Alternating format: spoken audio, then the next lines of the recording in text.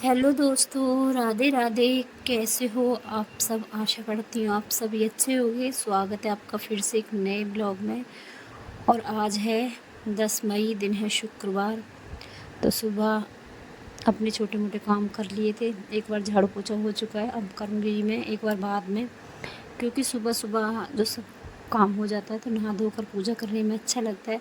वरना अगर घर में झाड़ू पोछा ये सब नहीं हो, साफ़ सफाई नहीं हो, तो फिर पूजा करने में मन नहीं लगता है। और आजकल गर्मी इतनी ज़्यादा पड़ने लगी है, ऐसा लगता है सुबह सुबह जल्दी जल्दी काम ख़त्म हो जाए। बस इतना ही लगता है कि बस कैसे जल्दी जल्दी हमारा काम निमट जाए। तो सुबह सुबह भी मैंने झाड़ू पोछा लगा लिए, अपना सुबह का सारा काम ख़त्म कर दिया है। और मैं नहाकर मंदिर से आ गई, धूप दीप सब हो चुका है। और कान्हा जी के लिए यहाँ गर्म कर लेती हूँ दूध। मैं ताज़ा दूध ही कान्हा जी के लिए गर्म करती हूँ। जब ताज़ा दूध आ जाता है तभी मैं भगवान को भोग लगाती हूँ। तो मैंने कान्हा जी के लिए दूध गर्म कर लिया है। और साथ में नाश्ते में बनाऊँगी आज मैं सूजी का हलवा।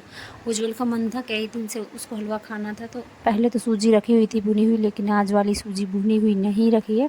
पहले मैंने इसको देख लिया था ताकि कोई कीड़ा ना हो। अच्छी तरह से देख ली है मैंने सूजी। और यहाँ सूजी को भून लेती हूँ। और इसमें एक तरफ रख दिया मैंने गर्म पानी होने के लिए। तो एक तरफ भून रही है मेरी सूजी और दूसरी तरफ हो गया मेरा पानी गर्म, क्योंकि गर्म पानी डालूँगी तो हलवा जल्दी बनकर तैयार हो जाएगा। और आजकल दिन की शुरुआत 4:30 बजे से ही हो जाती है लगभग गाँव में। जहाँ देखो वहाँ सभी के दरवाजे पर पानी डलना, झाड़ू लगना, ये सब काम शुरू हो जाते हैं। लेकिन मेरे घर में 5 बजे से ही शुरुआत होती है। मैं 5 बजे ही उठती हूँ, क्योंकि इतना ज़्यादा काम भी नहीं होता है, लेकिन काम भी मैं पूरा दिन करती हूँ, तो आप समझ सकते हो।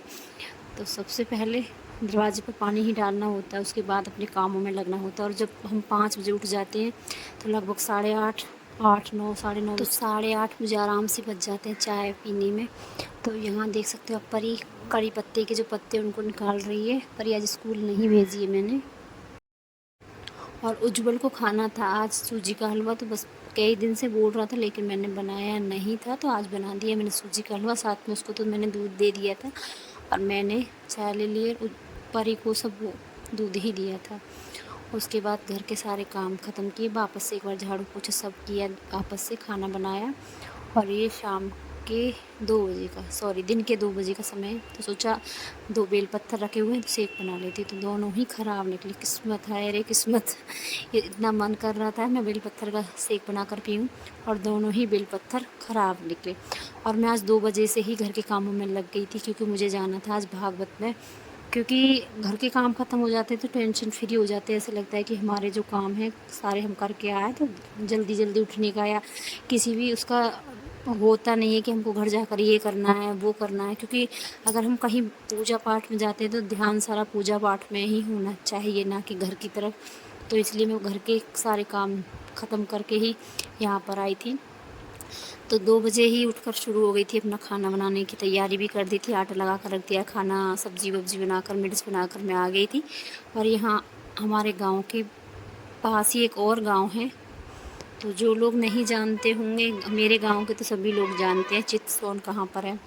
तो ये चित्सौन में ही भागवत हो रही है, महाभागवत हो रही है। भागवत का नाम ही जो अपनी तरफ खींचे, भगवान के नाम से जोड़े, मन तो देखो करता है, लेकिन समय नहीं मिल पाया कि मैं यहाँ आ पाती। तो आज समय निकाल कर, कभी कभी क्या होता है हमको समय नहीं मिल पाता, लेकिन हमको समय निकालना ही चाहिए, तभी हमको समय मिलेगा। क्योंकि घर के काम से कभी मुक्ति नहीं मिलती है, ज़िंदगी भर लगे रहते हैं। हम आकर भी दुनिया से चले जाते हैं, लेकिन हमारे काम नहीं ख़त्म होते। तो अगर कहीं ऐसी चीज़ें हो, भागवत हो, पूजा पाठ हो, फिर इसमें किसी का इंतज़ार मत करो। कोई जाए तो ठीक, नहीं जाए तो भी ठीक, खुद ही आ जाना चाहिए।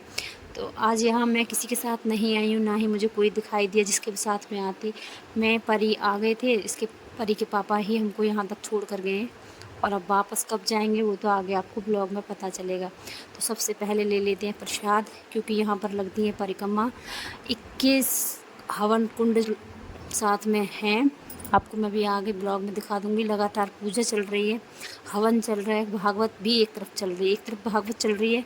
और आप देख सकते हो पहले होगी परिक्रमा, परिक्रमा कितनी आप कर सकते हो वो आपकी श्रद्धा की बात है। 21 करो, 11 करो, 5 करो, 9 करो, जितना मर्जी आप।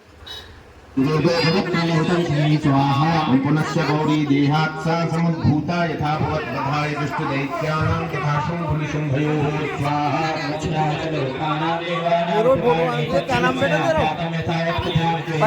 ओम स्वाहा। जय जय श्री मार्कंडेय पुराणे सावर्णके मन्वन्तरे देवी माहात्म्ये चक्रादिस्तुतिर्नाम चतुर्थोत्सवः जगदम्बार्पणमस्तु। अस्ते जलमादाय ओमस्य श्री तंत्र रुद्रशी महासरस्वती देवतानुष्टुप छंद भीमा शक्ति धामरी बीजम सूर्यस्तत्वं सामवेद स्वरूप चक्रं धनुषायकम्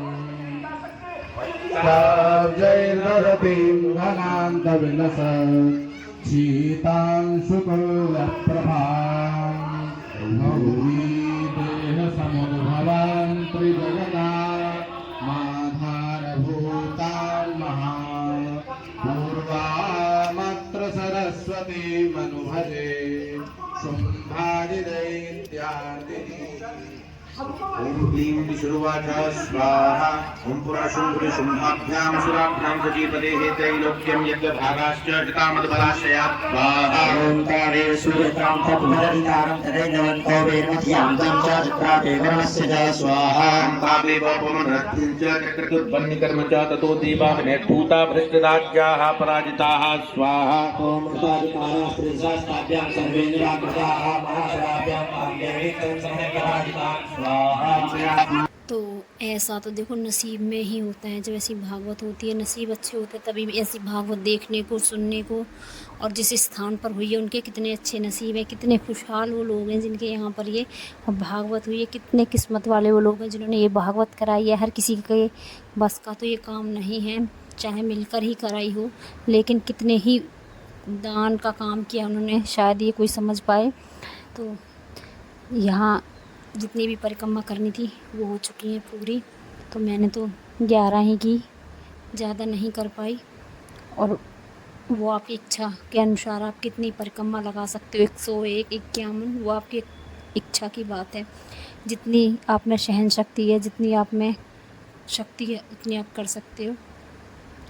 उसके बाद जितना भी बचा हुआ प्रसाद वो मैंने यहाँ पर चढ़ा दिया है। तो चलो चलते हैं भागवत में, और आपको आगे आगे देखने को मिलेगा। पता नहीं कहाँ कहाँ से ये इतनी दूर दूर से लोग आए हुए हैं। अभी ये सारा स्थान खाली पड़ा हुआ है, लेकिन कुछ देर बाद जब भागवत शुरू हुई थी, कुछ देर बाद पलट कर देखा था तो यहाँ पर पैर रखने के लिए भी जगह नहीं थी। पूरा पंडाल भरा हुआ था, चारों तरफ से पंडाल भर चुका था, बैठने के लिए भी जगह नहीं बची थी, इतने लोग आए थे। तो इतनी अच्छी भागवत हमारे कानों में पड़ी, इतने अच्छे विचार हमारे कानों में आए, तो और क्या चाहिए। लोगों का उत्साह जोश ऊंचाइयों पर होना चाहिए। तो एक बार प्रेम से बोले धर्म की, धर्म की, अधर्म का, अधर्म।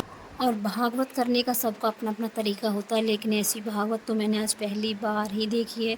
हाँ, हालांकि आप लोगों ने देखी होगी, लेकिन मैंने अपने जीवन में पहली बार ऐसी भागवत देखी। इतने अच्छे विचार सुनने को मिले, इतनी अच्छी बातें सुनने को मिली, और साथ में हमें कृष्ण जी से जुड़ी हुई कुछ गाथाएं, उनके बाल गोपाल का स्वरूप, उनके मतलब सभी तरह का यहाँ पर बताया गया। लेकिन मैं एक ही दिन गई थी, तो वहाँ पर माखन चोरी जब कान्हा ने की थी उसकी ही कथा चली थी, और यहाँ बैठकर इतना अच्छा लगा, पता ही नहीं चला कितना समय हो गया यहाँ पर बैठे बैठे हमको। समय हम घर से 3 बजे गए थे, रात को 8:30 बजे घर आए। तो काफ़ी अच्छा लगा, बड़ा ही अच्छा था। तो ब्लॉग तो ज़्यादा लंबा हो जाएगा, वरना मैं आपको ज़्यादा से ज़्यादा कोशिश करती ही दिखाने की। तो आप अगला ब्लॉग ज़रूर देखना, उसमें आपको दिखाई जाएगी भव्य आरती, किस तरह से यहाँ पर आरती होती है, कितनी अच्छी तरह से मतलब ये सब कुछ करती हैं। ऐसी आरती के लिए, दर्शन करने के लिए आंखें तरसती हैं, सच बताऊं मैं। इतना अच्छा सब कुछ एडजस्ट किया हुआ था यहाँ पर। हमें किसने ये बताया कि हमारे अपने हैं? बोली ये सब कुछ इतनी बीमारियां हमें लगी हैं, सुन करके लगी हैं। ये हमारे मौसादी हैं, ये दादाजी हैं, तो ये सब बीमारियां हमें सुन करके लगी हैं। तो सुखदेव जी कहते हैं परीक्षित सुन, जो बीमारी सुन करके लगी है वो बीमारी खत्म नहीं होगी कैसे? सुन करके। तो निशम्य कर्माण गुणान तुल्या वीर्याणि लीला तनुधि कृतानि। जब आप भगवान के पादार चरित्रों को, उनके पादार बिंदों में ध्यान लगाते हैं, उनकी कथाओं को सुनते हैं और कभी आपका मन आह्लादित हो जाता है, हृदय काम खिल उठता है, आनंद में विभोर होने लगते हो, उसी समय तुम्हारी पुण्य राशि समाप्त होती है। और जब भगवान के चरित्रों को समझ करके तुम्हारी आंखों में अश्रु आ जाते हैं, उसी वक्त तुम्हारे पापों का समाप्त हो जाता है और पाप और पुण्य की राशि जैसे ही समाप्त हो जाती है, वैसे ही तदा पुमान मुक्त समस्त बंधनस। अगले क्षण नहीं, उसी क्षण, उसी पंडाल में बैठे बैठे जन्म जन्मांतर कल्प कल्पांतर युग युगांतर के तुम्हारे जो पाप पुण्य होते हैं तत्काल समाप्त हो जाते हैं। कैसे? भगवान की लीला कथा को सुनकर। गोपियां कहती हैं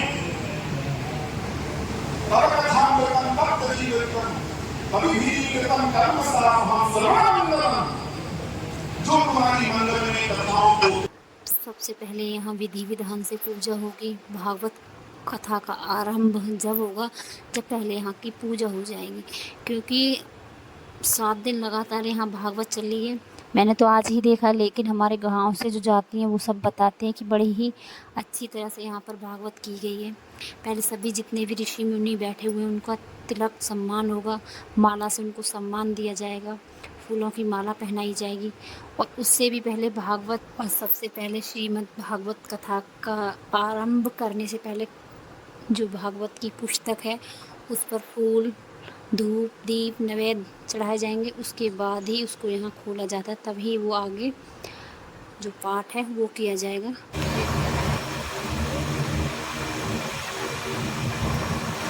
जब तक नंद बाबा आए तब तक तो यशोदा मैया ने बहुत काम कर दिया। सुखदेव जी महाराज कहते हैं अचानक आ गए नंद बाबा। तावन नंदा दयो गोपा मथुराया भजनगता तो विलोक की पूतना देहम बभूव रति विस्मया। और जब हम घर में रहते हैं, घर पर रहते हैं, तो हमारा दिमाग यहाँ से वहाँ, वहाँ से यहाँ, ये भी मेरा, वो भी मेरा, ये करना है, वो करना है, हर चीज़ में भागता है। लेकिन जब हम पूजा पाठ में, भागवत कथा, रामायण में कहीं बैठ जाते हैं तो हम सब कुछ भूल जाते हैं। ऐसा लगता है इसके अलावा कुछ सत्य है ही नहीं, क्योंकि भगवान की महिमा ही अपार है। जब हम ऐसे स्थान पर बैठ जाते हैं जहाँ पर कथा हो या कहीं पूजा चल रही हो, हवन चल रहा हो, तो वहाँ जाना भी ज़रूरी होता है। और जाने के साथ साथ हम अपना सब कुछ भूल कर एकदम भगवान की शरण में चले जाते हैं। ऐसा लगता है कि अब इसके अलावा कोई दुनिया में कुछ है ही नहीं। और जैसे ही हम कथा स्थल से बाहर आते हैं फिर वापस अपनी वही दुनिया में चले जाते हैं। तो ये एक गृहस्थ जीवन है, ऐसे ही चलता रहता है। गिरिराज जी जाओ तो पहले गौ सेवा करो, क्योंकि गौ सेवा के बिना गिरवर जो गिरिराज हैं जो गौरव करने प्रसन्न नहीं हो सकते। जो व्यक्ति गायों को प्रचुर मात्रा में सेवा करके संतुष्ट करता है उसी को गिरिराज जी की परिक्रमा करने का अधिकार है, उसी की पात्रता है। लोग कह रहे हैं गाय के दूध से हम हाथों पर दूध चढ़े, दूध की धार, मैंने दूध की धार चढ़ाने को तैयार है, पर जहां से दूध प्राप्त होता है गौ की सेवा करने को तैयार नहीं। गोवर्धन धारण भी किया इंद्र के प्रकोप से ब्रजमंडल को बचाने के लिए भगवान ने। उसके बाद सुरभि माता के साथ इंद्र आए हैं भगवान कृष्ण की शरण में, और उसके बाद ब्रह्मलोक से नंद बाबा को बचा करके। तो आज का ब्लॉग मैं यहीं पर समाप्त करती हूँ, क्योंकि आज का ब्लॉग फिर बहुत ही ज़्यादा लंबा हो जाएगा। अगर मैं बहुत कुछ इसमें दिखाने लगी तो बड़ा लंबा मेरा ब्लॉग हो जाएगा। और आज का ब्लॉग आपको थोड़ा सा भी अगर अच्छा लगा हो तो लाइक, सब्सक्राइब, कमेंट ज़रूर करना। तो चलो तब तक के लिए राधे राधे। कैसे होगा यदि यज्ञ इस संसार के अंदर नहीं होंगे? तो सज्जनों उन अज्ञनों को